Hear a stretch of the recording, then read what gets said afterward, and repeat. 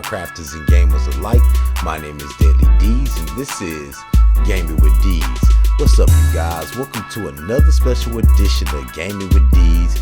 Today we are doing The Grinch Who Stole Christmas, narrated by your boy D's. So once again, you guys, if you like content like this, please make sure you subscribe.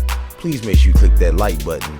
And don't forget to turn on your notifications so you know when DZVill Gaming and Tutorials and Gaming with D's got a new video coming fresh out the lab.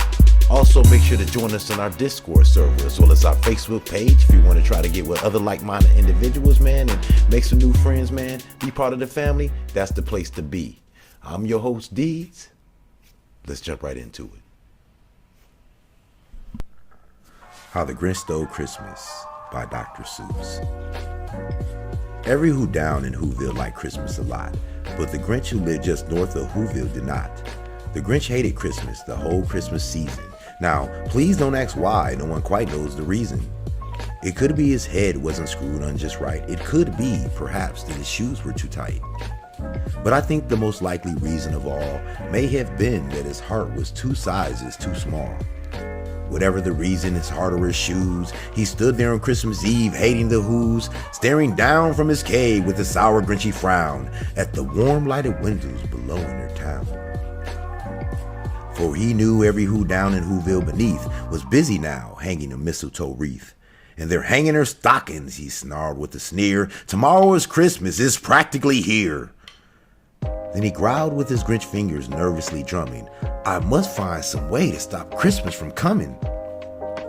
For tomorrow he knew all the Who girls and boys would wake bright and early, they'd rush for their toys, and then, oh the noise, noise, noise. That's the one thing he hated, the noise. Then the Who's young and old would sit down to a feast, and they feast, and they feast, and they feast. Feast. They would feast on Who pudding and rare Who roast beef. And that was something that Grinch couldn't stand in the least. And then they do something he'd like least of all. Every Who down in Whoville, the tall and the small, would stand close together with Christmas bell ringing. They stand hand in hand and the Who's would start singing. They sing and they sing and they sing. Sing. And the more the Grinch thought of this Who Christmas sing, the more the Grinch thought, I must stop this whole thing. Why, for 53 years I've put up with it now. I must stop this Christmas from coming. But how? Then he got an idea. An awful idea. The Grinch got a wonderful, awful idea.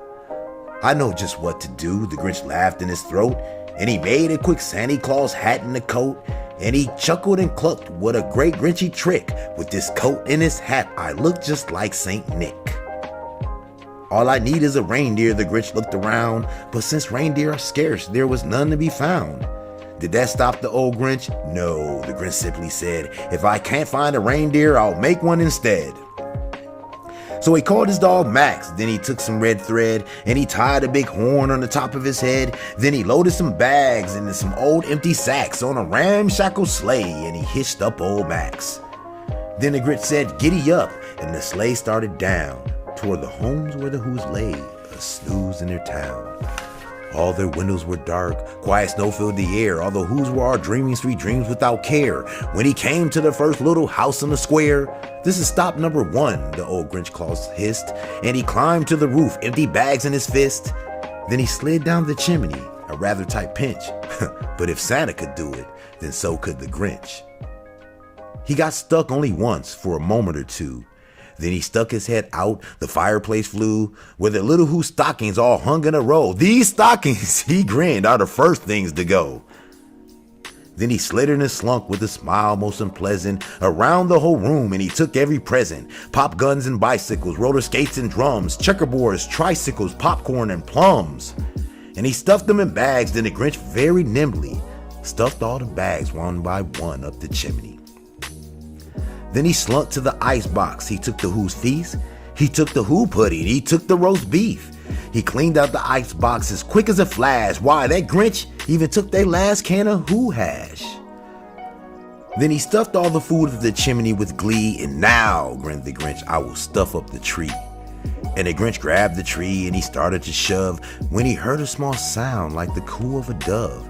He turned around fast and he saw a small Who little Cindy Lou Who was not more than 2. The Grinch had been caught by the tiny Who daughter, who got out of bed for a cold cup of water. She stared at the Grinch and said, "Santa Claus, why? Why are you taking our Christmas tree? Why?"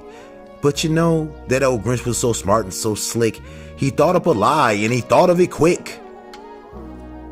"Why, my sweet little tot," the fake Santa Claus lied, "there's a light on this tree that won't light on one side. So I'm taking it home to my workshop, my dear. I'll fix it up there and then I'll bring it back here." And his fib fooled the child. Then he patted her head and he got her a drink and he sent her to bed. And when Cindy Lou went to bed with her cup, he went to the chimney and stuffed the tree up. Then the last thing he took was the log for the fire. Then he went up the chimney himself, that old liar. And on their walls he left nothing but hooks and some wire. And one speck of food that he left in the house was a crumb that was even too small for a mouse. Then he did the same thing to the other Who houses, leaving crumbs much too small for other Who's mouses.